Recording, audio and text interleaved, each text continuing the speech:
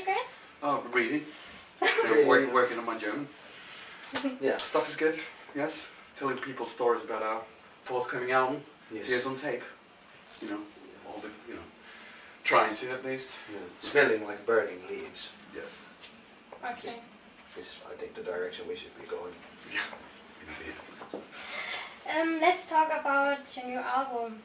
With Tears on Tape, you will release your 8th album soon. Can you describe the sound of the record, please? What can the fans expect from the album?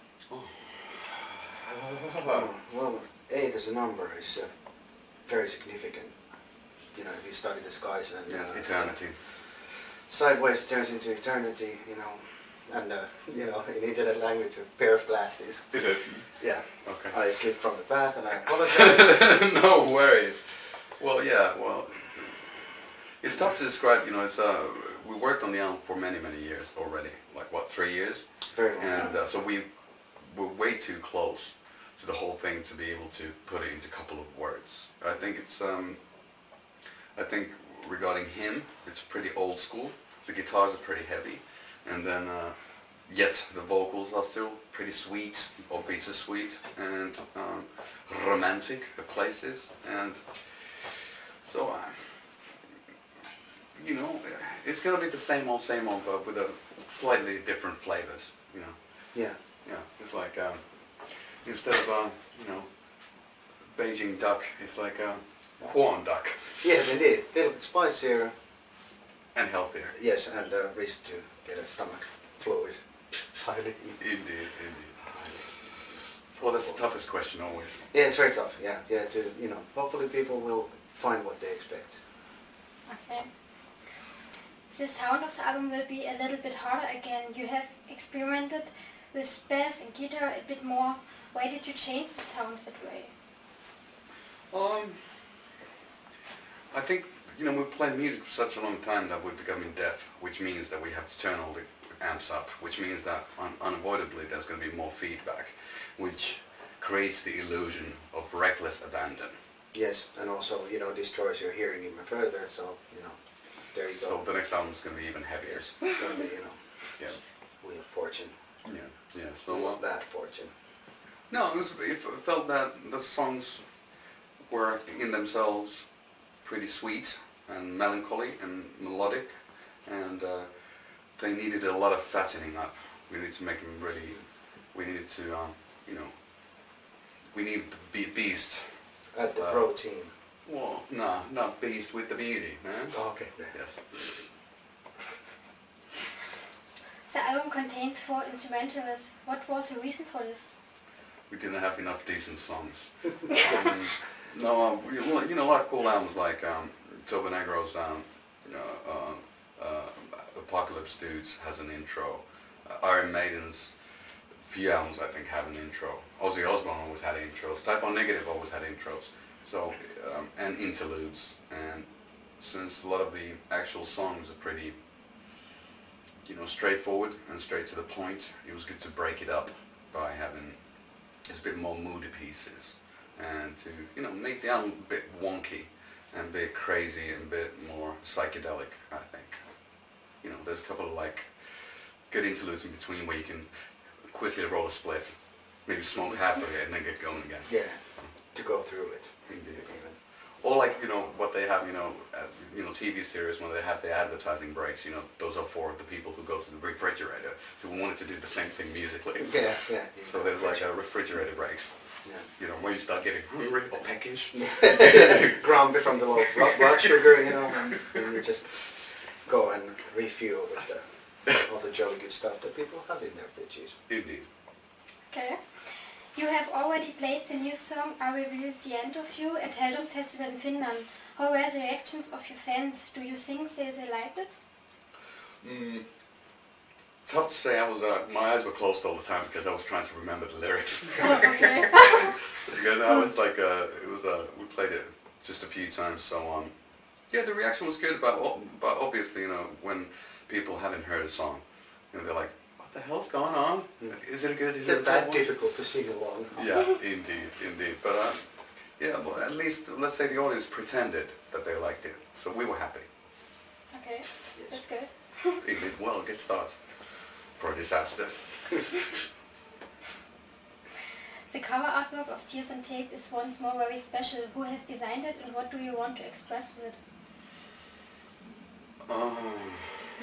It's like it was like an odd story. We were we had already one cover design in mind, and then on the last day of mixing in London, I invited a few of my friends to come over to the studio to take a listen to the album, and one of the guys was Daniel P. Carter, who plays with Bloodhound Gang, had a band called A, and who's a BBC radio DJ for a rock show, and he was there, and then we just started talking about Charles Manson for some reason.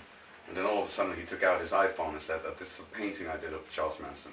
And then I was like, oh Lord, I didn't know that you paint. And he paints great. So I said that, you know, we have 2 weeks and we need the album artwork to be done. So can you please do something quickly? And within 2 weeks he had about 13 paintings done for us. And that's the whole artwork for everything. It's one of those things that just happened around the corner. We didn't expect it. And we're really happy with it. You know, he loves, there's this English artist from like, I think he passed away in the 50s, the 1950s, called Austin Osman Spare, who did a lot of these surreal, odd, kind of the occult type of paintings, and I'm a huge fan, and Dan P. Carter is a huge fan, so he incorporated all that stuff, so it's kind of evil looking with its snake coiling around and with its, is it a scepter or a heptagram, I can't remember, and a heartagram and all sorts of symbols and stuff. It's a bit more like evil, I think, than a lot of the stuff we've done before. And for me, it reminds me a bit of some of the Fields of the Nephilim album covers, you know, in its esoteric tendencies. Yes, it's Snakes are good for the soul. yeah, good for the mythos. And why do you choose the Malachim alphabet on this cover? That was Dan B. Carter as well. You know, he liked Malachim for some reason. I don't, you know, there was a couple of different alternatives, but he started doing it, and then I was like, what's this one? Because I had seen it before, and then he gave me the alphabet, and then, you know, I like that pseudo-satanic stuff.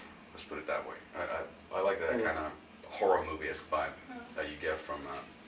It's really graphic. It's symbolic, and at the same time, it is an alphabet. So you can actually read through that stuff. It's not just random stuff. And witches can too.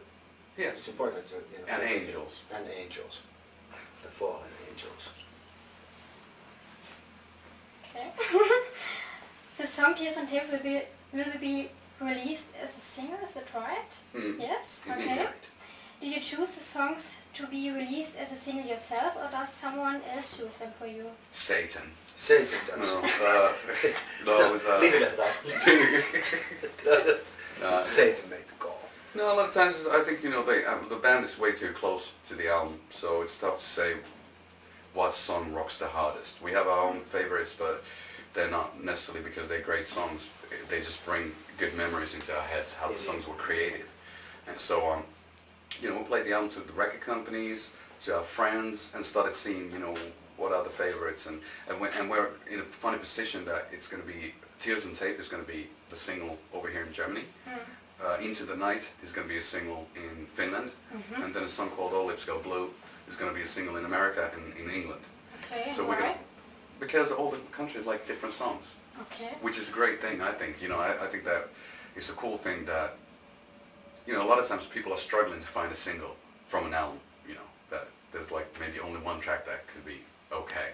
So I was happy that they were talking about Love Without Tears. So there was like, you know, they were talking about nearly all the songs of the album being singles. So that's a good sign. Well, then they were great liars. Tough to say. Do you make a video clip for all these songs? No. Yeah. Yeah? Yeah, we've done videos for Into the Night and Tears on Tape, and they're being edited at the moment in London. So we're going to see them, not tonight, tomorrow morning probably, and then we're going to shoot the one for All Lips Go Blue within 2 weeks. So, you know, so it'll be interesting, and I think it's going to be cool for the people who like our band, since obviously those videos can be then found on Vimeo or YouTube or whatever at some point. So it's nice for people to see 3 different kinds of videos before the album's out, and 3 different kinds of songs. So I think it's a great way of hearing a bit like, oh, it's that kind of stuff and that kind of stuff, and kind of get an idea what the album's about. It'd be great to do videos for all the songs, you know. Yeah, maybe one day. Yeah. Yeah, but we can't afford it yet. Okay. For your current release, you have cooperated with 3 different labels. What was the reason for this? The unholy trinity. Yeah, I'm going back to Satan. Satan. Yeah.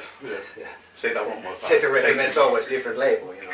Sometimes it's pretty hard to make a decision. Well, we had an opportunity, you know, to pick up the most interesting options for different kind of, cultural hotspots. Well, indeed, and then the music business or whatever you want to call it is very different in America than it is in Europe. The whole radio system and everything is super different. So it was nice to be able to, to sign with Razor and Tie over there. We have a couple of friends working for the label, so it's nice and comfy. There's like a big indie label as opposed to a big, major multinational thingy. And then the same thing like Cooking Vinyl in England. They're really, cool bunch of guys. So, and a lot of times when you're working with big labels, you end up in a situation where it doesn't work in some countries. Because it's tough. It might be that,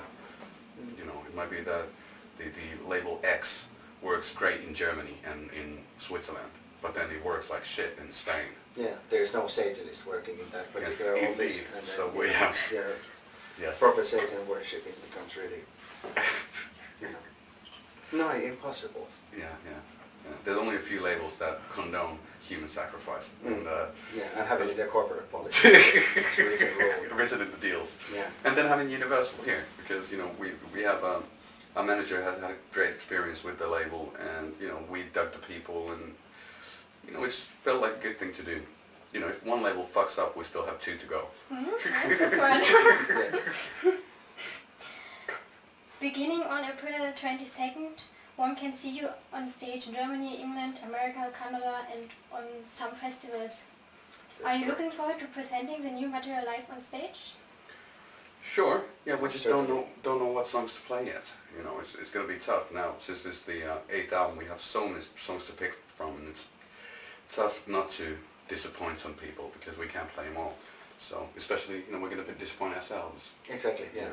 But luckily we have the Satan connection. He'll probably make a set list for us. Shut up now. I can't. It's too funny.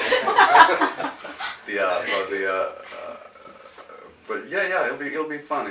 We're just waiting for kind of like to get the first response of the people. What songs they like, and probably we're going to play those 3. They're going to be singles, and then figure out if there's something else as well. It'll just be fun to be back on tour. Anyway. Are you nervous because of this? You can talk now. Oh yeah. I'm just going to say something about Satan because. Well, of course, yeah. It's been we haven't been touring for a long time, so of course you don't know what to expect unless Satan tells you in the past. Okay. Okay, you should go sleep. I should, experiment with some other religious people. Yeah. Of course. Yeah, of course you have when you have a little break from touring, you never know. It's like a box of chocolate. Okay, last question. Will there be an elaborate tour through Germany in autumn or winter, summer? Well, that's the idea. These few gigs are more like record release parties. The one in Köln and Berlin and London, and then in the States. So they're not full tours. And after the festival season is over, then we're going to either start from America or Europe and do full touring until Christmas time, and maybe even after, depending on how people are going to react to the album, and if they want to really People are welcome. Yes, if they. I was thinking of Satan now. Yeah, me too, and I'm gonna say it until this is over. I'm gonna insert Satan into this episode. Yeah, well, you have already. I'm just now it is. Yeah, true. Well put. It's from my window. So yeah. Opportunity. Yeah, if Satan allows. If Satan willing, we will continue our tour in Germany. Also in the autumn, which is satanic, the most satanic season of the. Yeah. Okay, that's all. No, I'm sorry about that. That's the point where you say thank you. Vielen Dank. When you want, you can say something to your fans. Do you know what to say, Or man? Lord fans? Satan. Hail Satan.